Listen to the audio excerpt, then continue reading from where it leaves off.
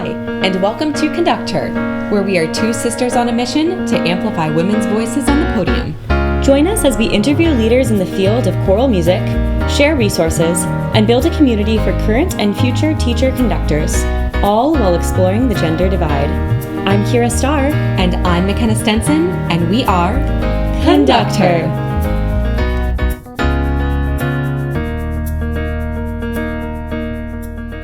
Well, hello, everyone, and welcome to the Conduct Her podcast. We are so excited that you're with us today, and we have just a fantastic guest who we're going to introduce by sharing a bit about her bio. A. Jan Taylor, educator, pianist, singer, and choral conductor, is a native of Houston, Texas.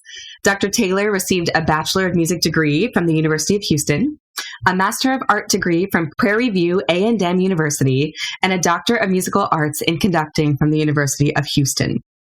She served as Associate Professor of Music and Director of Choral Activities at Prairie View A&M University from 1996 until her retirement in 2022.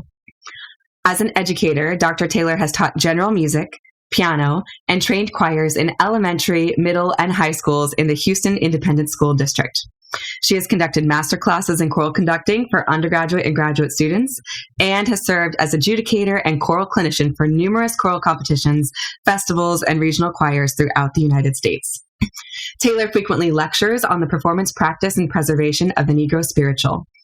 Dr. Taylor has traveled throughout the United States, Europe, and Asia as a singer and a conductor, is former assistant conductor of the Houston Symphony Chorus, serving under Charles Houseman, and has prepared choruses and collaborated with renowned conductors and composers. For the Houston Ebony Opera Guild, she has coached and accompanied singers and has conducted the Guild's chorus in concerts of spirituals, African American choral art music, and operatic works. Dr. Taylor has conducted the 105 Voices of History HBCU National Choir in performances at the Grand Ole Opry House in Nashville, the Andrew W. Mellon Auditorium, and at the Kennedy Center in Washington, D.C., as well as in Memphis for the performance of the nationally televised MLK 50 commemoration event presented by the National Civil Rights Museum. Under Taylor's direction, the Prairie View A&M University Concert Chorale and PV Chamber Singers performed throughout the United States and abroad, including performances with the Houston Symphony Orchestra, international music festivals in Poland, Germany, and in South America. And Taylor is a 2022 recipient of the Texas Choral Directors Association Texas Choir Master Award and holds memberships in the Texas Music Educators Association, ACDA, TCDA, and Sigma Alpha Iota Music Fraternity for Women. Welcome, Dr. Taylor. We are so excited to have you. Thank you. I'm so excited to be here. Thank you for this invitation.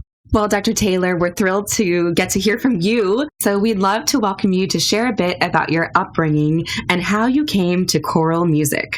Well, I was born and raised in Houston, and I'll start by saying that my mother used to always say whenever she had children, she wanted a photographer and a musician, and she lived to be able to do both. And both of her children, I'm the musician, and of course my brother's a world-renowned photographer. So we can say she manifested it or willed it into existence. But my first experience in choir was in elementary school. I had a fantastic choral director. She's still living. And we did 3-part treble music in elementary school. I was in high school, middle school choir. I started piano lessons at the age of 5, and I always grew up thinking I was going to be a concert pianist. But it was not until I got to high school and discovered 2 women choir directors at my high school. And I determined then that I wanted to be just like them. They both were graduates of the University of Houston, and that's why I decided to go there. And the other major influence in my life was Clyde Owen Jackson. Mr. Jackson was the music director at the church that I was attending at the time, Wheeler Avenue Baptist Church in Houston. And Mr. Jackson had been a student of William Dawson, the composer and arranger of spirituals, but also we know him as being the composer of Negro Symphony. But in any case, from Mr. Jackson, I would say that was my greatest influence in terms of becoming familiar with the concert spiritual.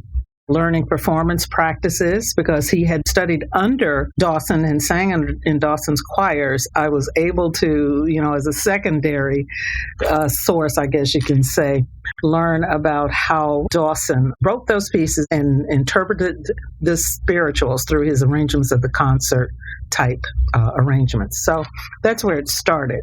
And all of that spanned a 40-year teaching career. And so now I've retired from Prairie View, but I'm still working a lot and I'm really enjoying it. Amazing. Thank you, Dr. Taylor. You should know, listeners, that Dr. Taylor is literally in a school as we speak recording this interview. So we're glad to see that the work has not stopped. Exactly. We are so glad you are still in the field, and I'm sure everybody that you encounter is lucky and blessed to have you in their lives. So, Dr. Taylor, we love hearing about the beginnings of your roots as a musician and hearing that your mom kind of manifested these careers for both you and your brother. That's incredible. I'm sure she's very proud of you. We were wondering if you, besides that moment when you entered high school and you had those two female choral directors, if there was another event that was specifically inspirational in terms of you choosing choral conducting to go into. You mentioned that was, a remarkable moment to see these two women on the podium. Was there anything else that sort of guided you in your path?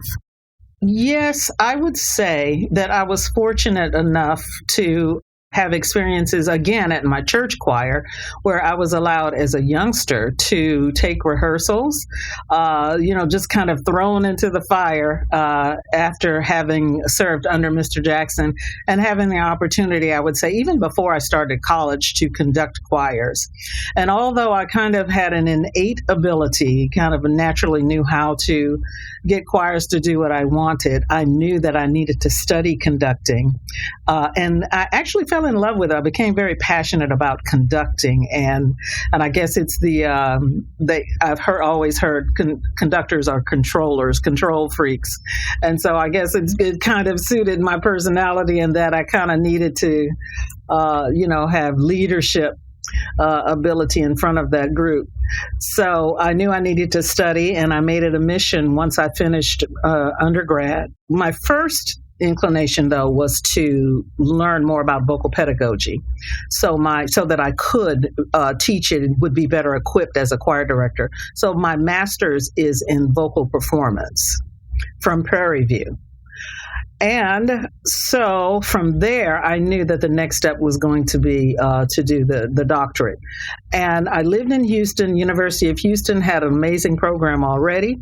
The teacher there at the time was Charles Hausman, who was a graduate of Westminster Choir College. And he was just a master at not only the conducting art, the technical art of conducting, but he also was so knowledgeable about choral literature. And so I knew, and then once I got with him, the opportunities really started to open up because I also got a chance to, as you read, serve under him as his assistant with the Houston Symphony Chorus, which was a whole nother experience, a whole nother level. And now, a quick word from our sponsors. Conductor, conductor, conductor, conductor, conductor. The Conductor Choral Series, powered by Music Spoke, is an intentional platform that highlights the voices of women and their allies in the choral music world. This series is designed to elevate and celebrate the contributions of women throughout history, as well as those currently shaping the music scene.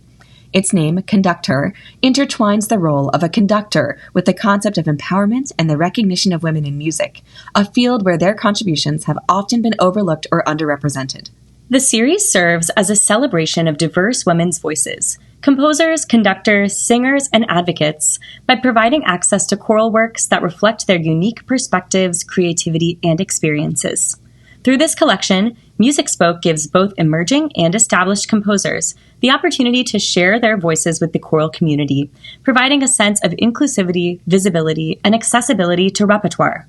Check out the Conduct Her Choral Series today for your next concert. And we're back. It's really beautiful to hear you speak about this breadth of experience and the varied opportunities. And it sounds to me, Dr. Taylor, like you are a lifelong learner. So talking about going back to the master's degree so that you could continue diving into vocal pedagogy and your own expertise as a vocalist, and then understanding to be that conductor that you wanted to have more tools in your toolkits. And what an amazing opportunity to study with both Clyde Jackson at your church and also Charles Houseman at University of Houston. Are there any other mentors or people who were influential along your journey that you'd like to speak about today? Yes, I've had, the good fortune of having lots of mentors along the way. I mentioned my first inspiration, and that was Vivian Harrison. She was the choir director at the elementary school that I went to. And she was very well known in the area, and she was known for the fantastic choirs that she produced. And so I can say that I was very fortunate to have excellent teachers from the very beginning. The choir I sang in middle school, I actually was more of an accompanist. I was the pianist for the choir more than I actually sang.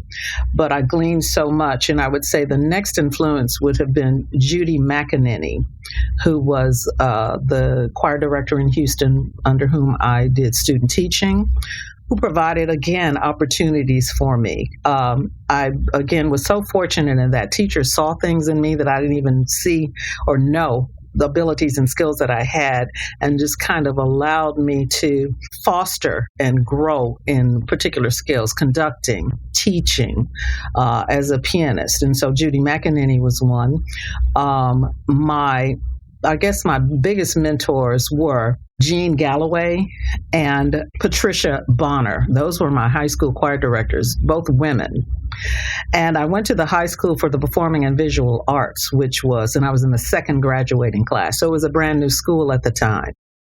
And so it was very, I guess, fortunate for me that, I got to see two women one who looked like me. They both were very stern, however, very nurturing, and in the way that they taught, very strong teaching skills, wonderful human beings. And Jean Galloway has passed on, but Pat Bonner is still very much alive and doing well. She only recently retired from high school for the performing arts, so she was there. She taught almost 50 years, yeah. But in any case, when I saw not only their ability to teach and build community in a brand new school, in a very diverse student population, because I came along on the heels of the civil rights movement. And so this particular school and most magnet programs, especially in our area, were designed as a tool to integrate the schools in Houston. And so this was maybe one of the first times that I had actually come to a more diverse population of students. Very, very talented. And so in the mixed, we had this kids with high skill levels and very, very talented, and teachers who knew how to channel all of that, how to nurture it, and how to encourage it and motivate us. And so those kinds of qualities, the integrity in which they work, they were just both so encouraging, and I wanted to be just like them. One way I can do that is to go to the school they went to. So I would say that they were highly influential. Other people were Livonia Bassett. She was the first person that hired me to teach in the public schools. Another very strong female figure who I could emulate. She was the fine arts director for all of Houston Public School District. Houston is I'd say, third or fourth largest school district in the country. And she was the fine arts director and handled all these musicians. And so she hired me when I first started teaching. She would visit our campus, and, anytime there were any issues, she took care of it. So I had some really strong role models. And as you're going through the process as a young teacher, you're not really realizing what all you're, absorbing from these people. But now that I'm older and have had a fantastic career, I can look back on all of the things that I have gained from these people. And you hear people say they pull themselves up by their bootstraps. I can say that I had the help. I can look back and see the people who helped me to grow and to develop into the musician and the teacher that I am now. And so I'm grateful for that. Oh, Dr. Taylor, that's so beautiful. Let me add on, Dr. Taylor was my clinician at the ACDA Eastern Masterclass. And, we spent maybe an hour total together. But in that moment, you were that person that you just spoke about, where you were so encouraging and you looked at me and I felt your deep, authentic words of affirmation for me. And that was life-changing in that moment. So please know that you have been that person for me, and how beautiful of a testament that you just gave to all of those people who helped to mentor you along the way. And they obviously saw something very special in you. And I think that's a great reminder for all of us out there who have influence over people of any age, that, just a small opportunity, like allowing someone to accompany one piece on a concert, can change someone's life. So we appreciate you taking time to mention all of those people. Absolutely. And yes, Kyra, but that was a wonderful experience we shared together. Yeah, I'll always remember that too. Likewise. Well, Dr. Taylor, we are so excited to have you here. Your breadth of experiences throughout your life are just incredible. And we wanted to talk a little bit today specifically about your work as the Associate Professor and DCA at Prairie View A&M University. This is where you spent most of your career, and we were wondering if you could talk to us about some of the greatest joys and challenges that you found as the director of choral activities at that school, and maybe talk about what it was like to return to your alma mater. Yeah. Well, another incident of, I'll say, a divine situation is how I came to Prairie View. Robert A. Henry, who is another mentor. I've had so many in my lives I failed to mention, but Robert A. Henry was the founder of the Houston Ebony Opera Guild. And he was the longtime department chair, voice teacher, opera director. I mean, he did it all. He worked at Prairie View. And when he retired, he said to me, I want you to go and get your graduate degree so that when an opportunity comes along, you'll be ready. And I really want to see you at Prairie View. Those were his words. I was maybe 20. And when he passed away, I conducted a choir at his funeral. And one of the professors who was at Prairie View at the time said, our DCA is leaving. We want you to apply for the job. And I did. And I got the job. So that's how I got there. So I kind of felt like it was meant to be. And once I got there, it definitely did feel like I was in the right place. One of my passions is mentoring young people. Prairie View is part of the Texas A&M system. However, it's an HBCU, a historically Black college university. So we got a lot of students. Well, I got the whole gamut. I got students who had been in choral programs that were, first rate, well established, as well as students who didn't quite have that kind of a strong background. So I had the opportunity to kind of bring students together with a wide skill levels and figure out how to get everybody on the same page and still do wonderful collegiate level literature. So that was a challenge, but I grew as a musician as well and as a teacher. The kinds of experiences we had were just unmatched. We got to travel a lot, which was wonderful for the students that we served, because, as you know, many students who go away to college may not have had, a lot of experience, much less musical experiences, but just life experiences. And so travel was very important, and it was also important to the administration at the university. So they facilitated it by funding a lot of the travel that we did. So we traveled all over the United States. We went abroad a couple of times, maybe more, about 3 or 4 times during my tenure there. Part of my mission was to have my students be exposed to as many musical experiences as possible.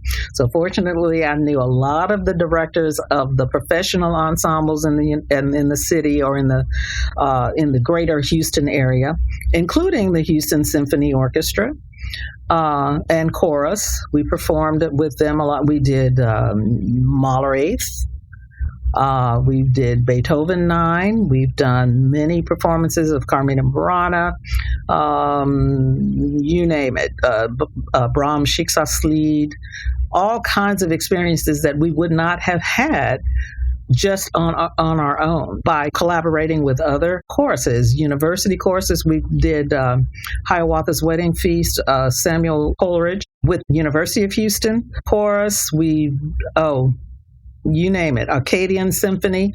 We've done a breadth of exposure to the literature, including choral orchestral music. So I'm really happy that we were able to have those kinds of experiences with those students. I'm still in touch with many students. In fact, I just had lunch the other day with 2 students that I taught maybe 20 years ago, and they brought that fact up, that they had never traveled so extensively. In a nutshell, just providing students lots of opportunities to perform, mentoring, not only music, but, students knock on your door and come in and sit down and want to talk about things. So I just feel real gratified for the experiences that I had at Prairie View. Dr. Taylor, it is amazing to hear you speak about meeting your students where they are. That's something that I know in music education, we're constantly trying to reinforce to pre-service teachers about when you go in the room, you need to meet the students where they are. And by meeting them, you're able to elevate and amplify their experiences. And it's incredible to hear about you taking your time with Prairie View to expand horizons for so many of your former students.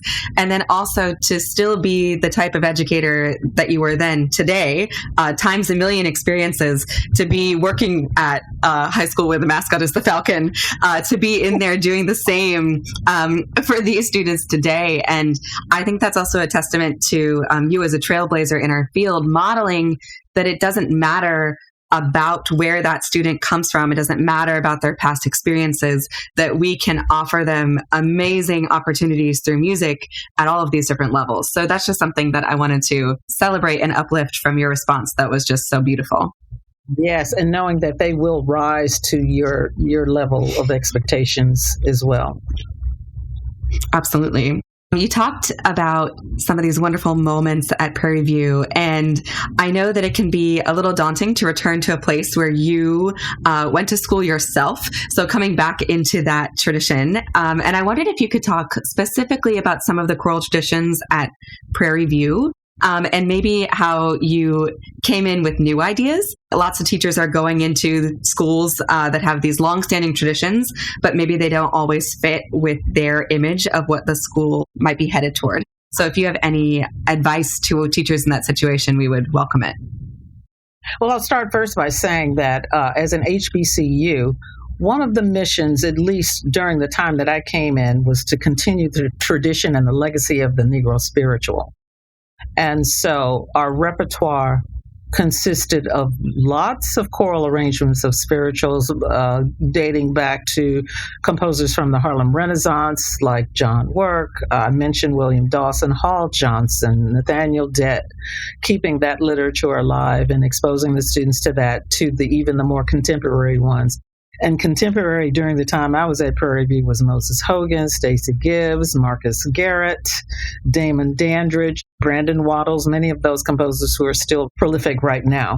In addition to what we call the standard Western European tradition, as a DCA at Prairie View, I was also director of the music education leg of the program.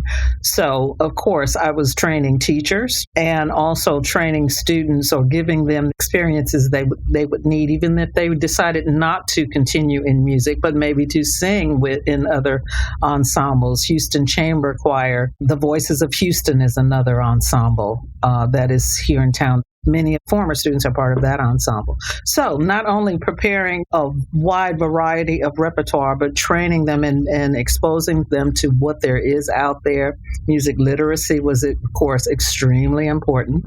The choirs were usually made up of, I would say, maybe half music majors and then the rest from other disciplines across the university. So literacy, of course, was major. part of our training in the program. In terms of going back to the university after I had received a degree there, some of the same professors were there. Many of them had gone on, but in any case, I was really proud to be a part of that faculty there. Very strong faculty. In fact, I just spoke to one of the professors who was there when I started Prairie View. In fact, he was the department chair, Dr. Lucius Wyatt. Some of your listeners out there may know that name because he was a major contributor to the Groves Dictionary of Musicians. He wrote several bios, particularly of some of the Black composers that you see listed there. Musicologist, Danny Kelly, fine pianist who studied at Peabody, John Cornelius, who's there now, fantastic composer, pianist, so many, but it was a very strong faculty. We worked together so well, and we're all in agreement and accord about being advocates for our students and making sure that they were getting what they needed as undergrads and prepared for graduate school. And now, a quick word from our sponsors. Conductor, conductor, conductor, conductor, conductor. Hey everyone, come check out the newest collaborations with Conductor and Call Time Clothing. Shop the newest designs from your favorite female conductor-owned clothing line, inspired by choir music education, made to order just for you. Get one of your own for $35 Canadian, or about $26 American, plus a flat rate shipping fee. Visit calltimeclothing.com today. Do you live near other conductors and want to save on shipping? Order multiple tees in one order so that you only pay one shipping fee. Visit calltimeclothing.com today or follow us on Instagram.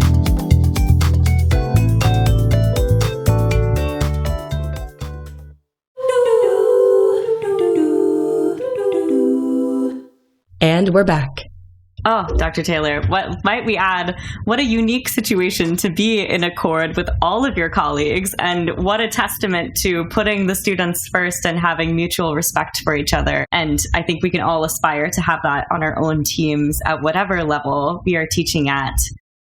I loved hearing about all of the people that you just mentioned, who I believe were all men on the faculty. Is that correct, Dr. Taylor? Yes.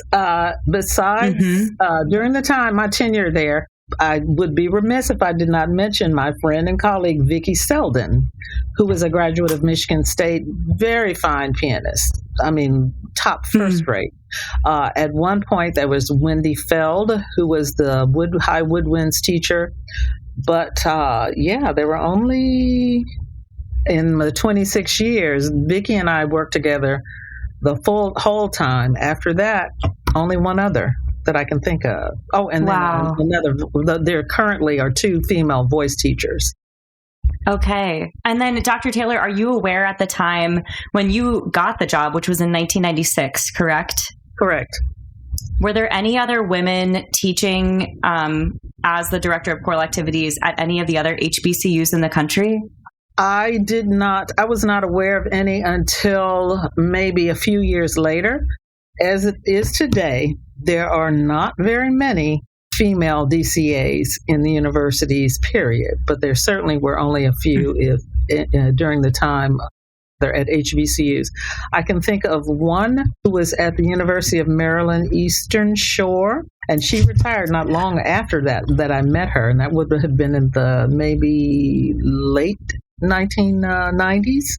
During my tenure, I recall meeting 2 of my now good friends, Gloria Quinlan, who was at Houston Tillotson in Austin, Texas, in HBCU, and Dawala Simmons Burke, who is now at Winston-Salem University.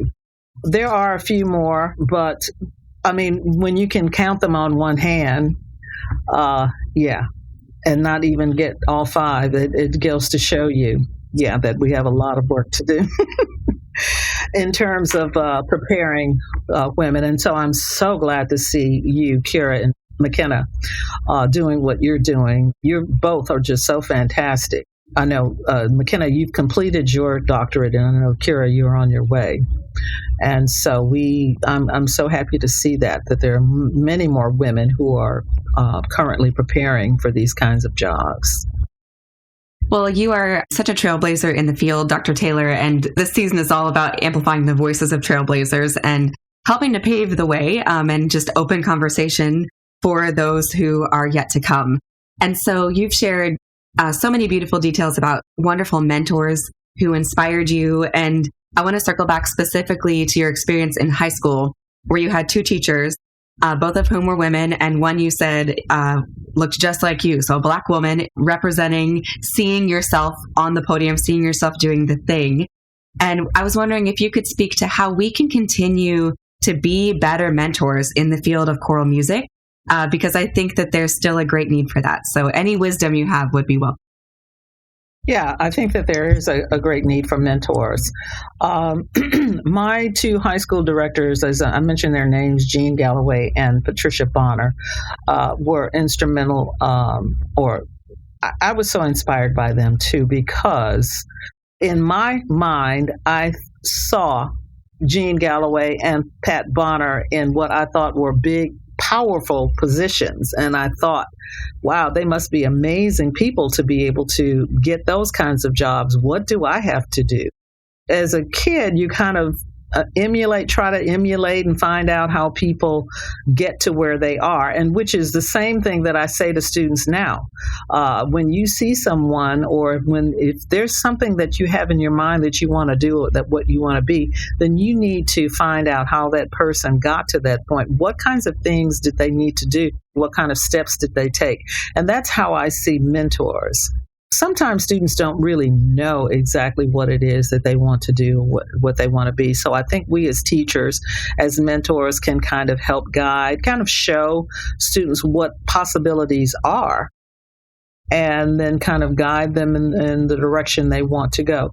I just was in communication yesterday with a former student who came to me when he was an undergrad at Prairie View as a piano major. He said to me, I want to be a conductor. And I said, well, perfect. I can teach you how to be a conductor. He said, no, not a choral conductor. I want to be an instrumental conductor. I'm like, wow, okay.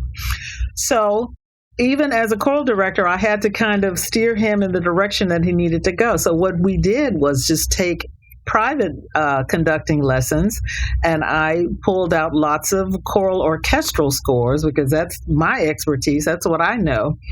And we just kind of started there.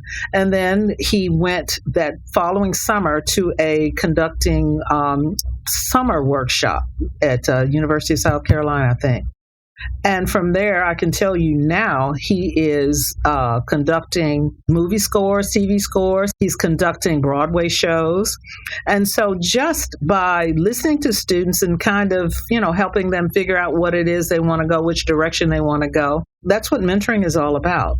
And now, a quick word from our sponsors. Conductor, conductor, conductor, conductor, conductor. Hi, I'm Jocelyn Hagan, composer and founder of Compose Like a Girl, a choral series dedicated to empowering composers who identify as women through mentorship, publication, and promotion. With over 30 pieces in the series, with many different voicings, we're showcasing fresh, compelling music like Womankind by Emily Drum, The Infinity of Space by Ritika Bhattacharjee, and When I Become an Old Woman by Sherry Blevins. Explore the catalog at jocelynhagan.com/composelikeagirl and graphitepublishing.com. And we're back. And even in my retirement, I still have a group of I call them my young musician friends, people who have already gone through undergraduate school and are now either in graduate programs or, trying to figure out which one to go into. And, helping them find jobs, hiring them for different things that I'm doing, as choristers, as section leaders, or what have you. There are lots of things that we can do to help our students network, show them how to network, put them in touch with people that we know. I find that most conductors and people who are in the profession are very accessible. they are very willing to talk to you about the steps and about their journey throughout their career. Mentoring is very much foremost on my mind, and I think it's because I had such great mentors.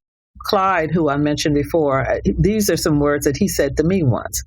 When he was older, he's since passed on, but in his last years, I told him I wanted to thank him for all of the things that he had given me and shown me and opportunities. And he said, "Don't worry about it. All I need you to do is pass it on."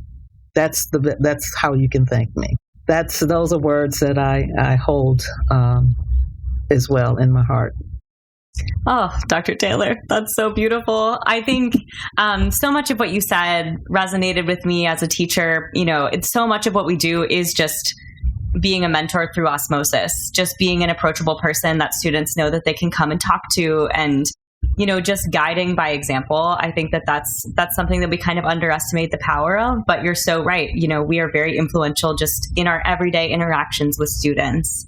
Yes. And I also loved your final point about really viewing yourself as a conduit in terms of networking, showing people, oh, you're looking for a position? Great. I need a section leader, carving out opportunities, however small they might seem to us, that can be that person's next big step to meeting someone else. And so much of our choral world is really based on relationships. And I think people underestimate that. One thing I wish I had done was been more assertive about asking questions about things. When I was public school teaching, I had a lot of people around me that was good. But once I got a DCA position at a college, you're kind of like a one-man show. And yes, you can kind of talk to colleagues, but I wish I had reached out to other conductors, particularly women, about how to navigate certain things. I mean, it's such a big job. It's more than just conducting a choir and teaching classes. You've got the administrative part of it. You've got the what we call the political part of the job. You've got to do the research and stay current. So you've got, the teaching, you've got the research, and you've got the performance aspect. And so trying to juggle all that. And then as women, I was also married and raising 2 children. So that's something that you have to kind of figure out. Fortunately, I had family in Houston who could help me out with my children. But, establishing some sort of a network, some kind of a community with people, I'm speaking to women now who have children and, to kind of maybe trade off, health care or try to figure out how to do things. I was fortunate that my husband and as well as my mother and my mother-in-law were in town that could help me a lot. One of the things that I did not do as much was keep the tradition in HBCUs of doing 1 week long and 2 week long tours on a bus, because I had children. And so that's one of the things that probably did not happen, which was typical at Prairie View and other HBCUs. That all started with, I'll just mention briefly, the Fifth Jubilee Singers. Those tours to go out and raise money, fundraise for the university. That's how that tradition started and continued. And to this day, most HBCUs still do that. But that's one of the traditions I kind of had to let go. We did travel a lot, but it would be 2 or 3 day, 4 day travel. Later on, when my kids were older, is when we started doing the, 2 week long tours overseas and things like that. But that's just something to think about. Also, as conductors, we tend to not only work at what we call our day jobs, but we do so many extra things. At one point, I was teaching full time. I had a church job. I was director of Houston Boy Choir training group, plus all the extra gigs that you do, playing here and there, singing here and there. So as musicians, we know that we do so much. And so as women, and I did speak on this recently, in that sometimes I was not able to take all of the jobs that maybe I would have, the kind of jobs that my male counterpart would, because, I had children. And so those are some of the things that you kind of have to navigate and think about and consider with your spouses and partners and whomever. Oh, Dr. Taylor, that was just so potent for McKenna and I. Can you relate? McKenna just had a baby. She just had a baby in May. That's what I thought. I remember that. Yeah. And I had my second grandchild in April. So I kind of remember when. Oh my gosh. Born. Yeah. Yeah. Well, it's definitely been a new experience, obviously. I'm just at the very beginning of the throes of motherhood, but I would like to shout out to just the village of people at a university that are willing to come together to support, because my parents and my in-laws have been amazing. They just don't live here. And so my son right now is with my near and dear friend, Ethan Murphy. He's in the other room with basically an uncle. And we've just been really lucky to have wonderful undergrads that are willing to hang out with him in between classes before we can get settled into our nursery daycare routine. But I definitely, I didn't take any gigs for the first couple of months at this new position because I just didn't feel comfortable being away from my newborn at that time. And just even now anticipating my first one in a couple of weeks brings a whole new level of preparation and thought that I know that my husband is an incredible partner and will do fantastic. There's just some logistical things about it that are different. And so just that type of planning is, I'm so grateful, and it's new. Yeah, exactly. Yeah. So I know you can relate. Yeah, and I'll tell you, my undergrad students were so much fun. My kids loved coming to work with me on days that they didn't have to go to school because they got to hang out and play with my students, my college students. Yeah, and they all still remember those experiences. Oh, I love that. Dr. Taylor, McKenna and I are co-authoring a Choral Journal article that's going to come out later this year. And we're kind of trying to pinpoint some of the specific reasons why there is a decline in the number of women, particularly at the collegiate level. And, we've been distilling through a lot of the conversations, just like the one we're having right now, the specifics. And some of the main things that we found are just general lack of support for people who are wanting to have children, whether that's through adoption or through, just a regular birthing process. And, watching McKenna has been really eye-opening for me as somebody who doesn't have children yet.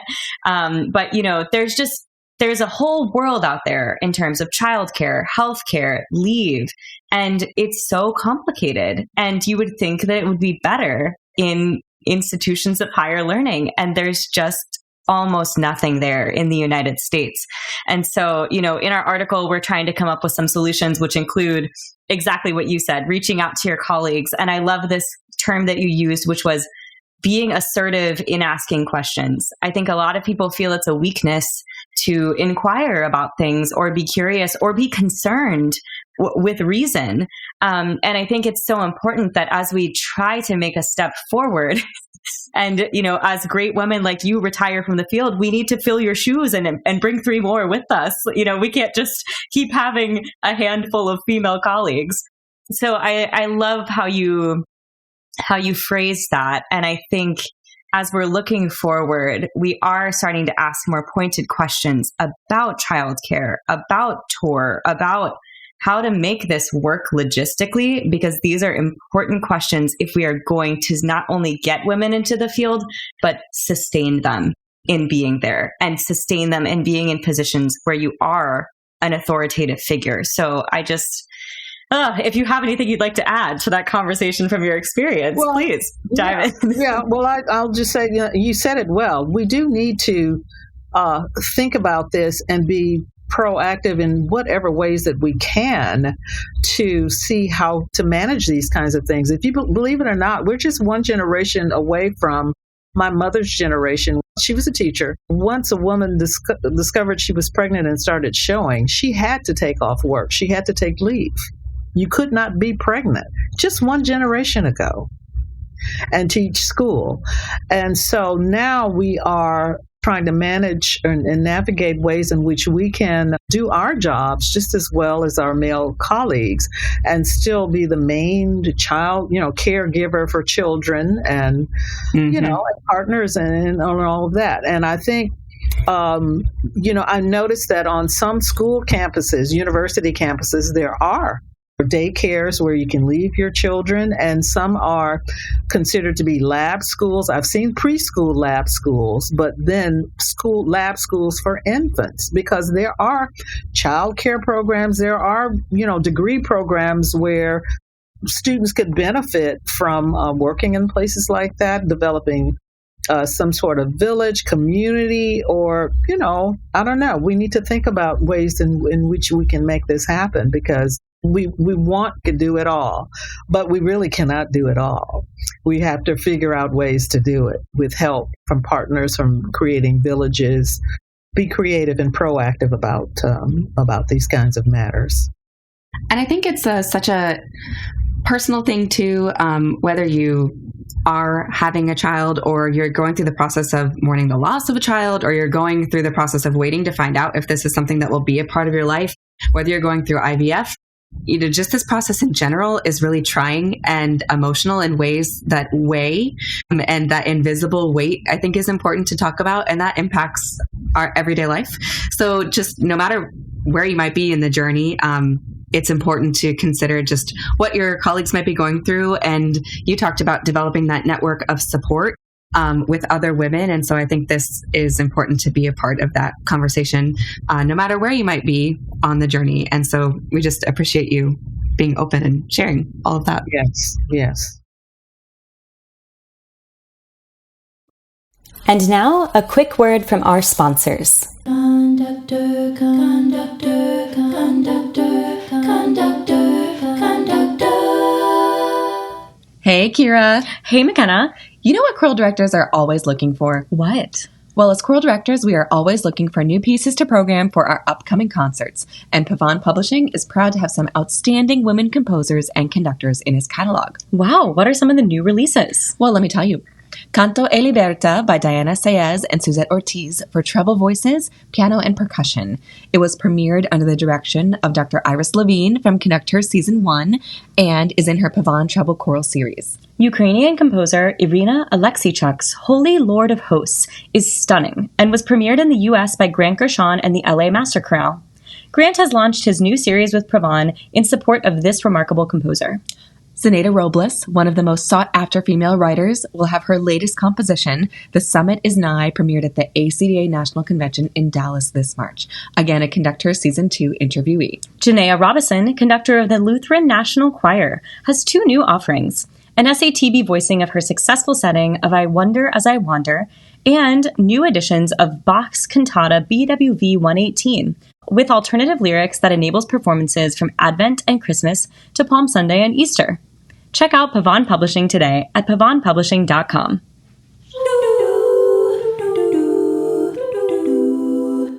And we're back. So our last official formal question of the interview is one that we ask to almost every guest. This question is about discrimination, and we were wondering if you might be willing to share a time when you faced discrimination and what suggestions you might have for others to overcome that type of adversity. And you've spoken a little bit about it, but if you have any additional thoughts to go with that.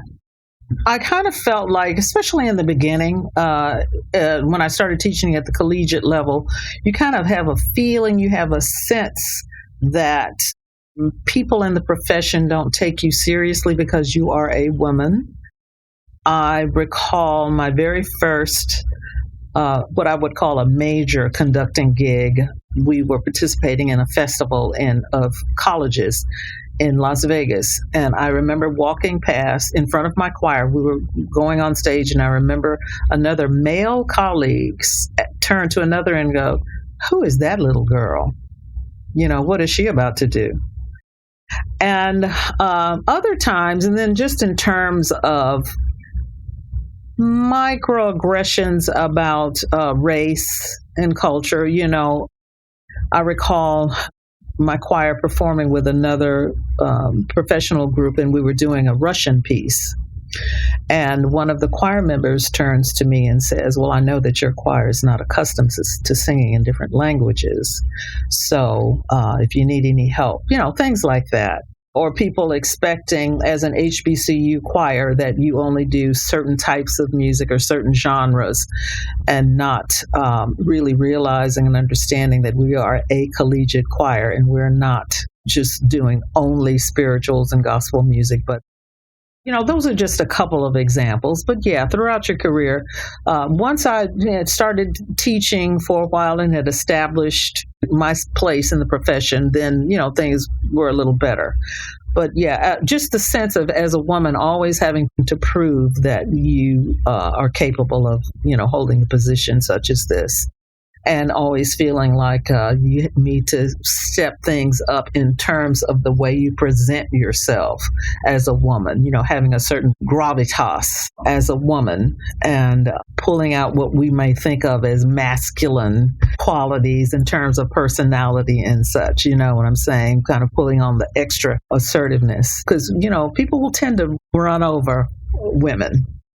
Take it for granted. They don't see us as being equal. And so those are things that I've always kind of had in the back of my mind. It's just whenever you come into a new situation going, okay, what is this going to present? What kind of obstacle am I going to have to face? What kind of microaggression or what kind of attitude toward women?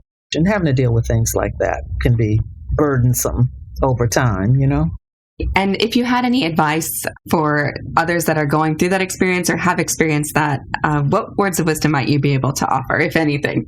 Keep your nose to the ground and do your work. Just do the job. And there's nothing that you have to prove to anybody. Do the job. And your work speaks for itself. Whew, let's put that on a t-shirt and a mug. Oh, Dr. Taylor, as you were speaking about, sort of the extra layers of emotional, maybe like metaphorical clothing that you put on in the different settings that you're in, I was just struck by how well-spoken you are and recalling just the poignancy with which you spoke today and your ability to name specific people throughout your entire life in a way that is just incredibly intelligent. And I just can tell that your entire life you have had that extra layer of like, yes, and I am going to be well-spoken and I'm going to be articulate. And I want you to know that I see that and I want to emulate that to the people that I encounter in the field as well. And I think it's very special and unique that you have the ability to name all of these people that you've encountered in your life. And that means that they were significant to you, but also you were significant to them as well. Thank you, Kyra. That was so nice.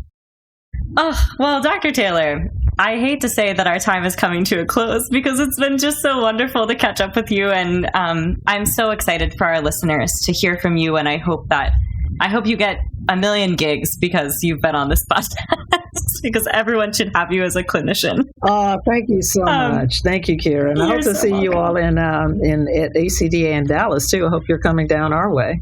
Yeah. We are. We'll both be presenting, so you'll have to come to our session. Oh, absolutely. That is fantastic.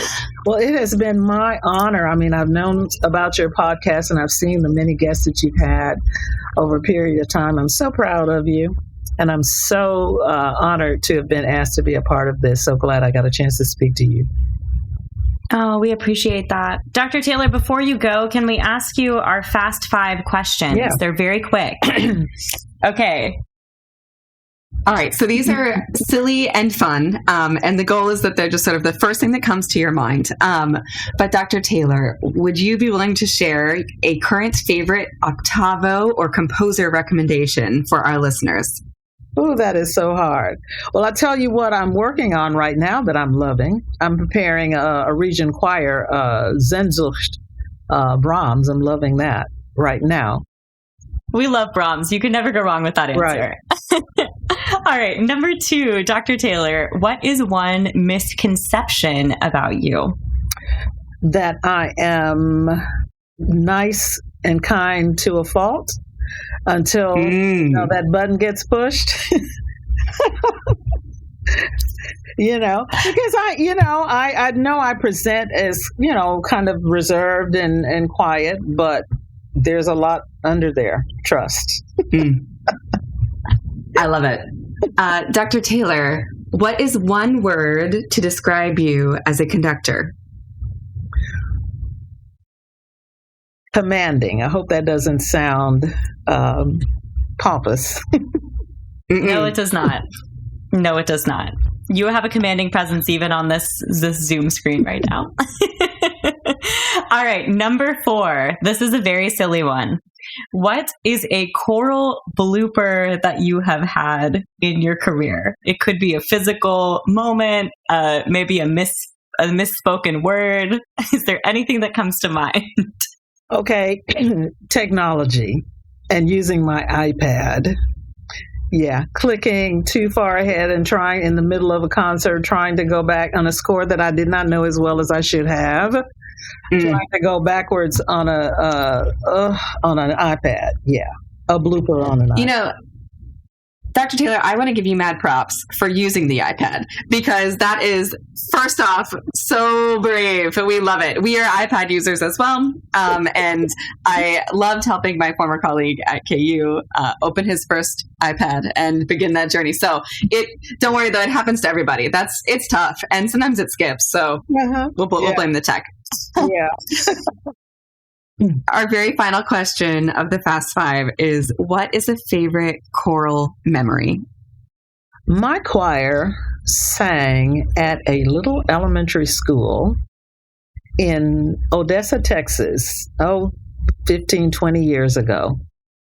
And I recall, for some reason, we just really connected with these elementary school kids, and just the joy on their faces to see and hear our choir perform. I don't know that they had ever, seen a college choir perform at that level.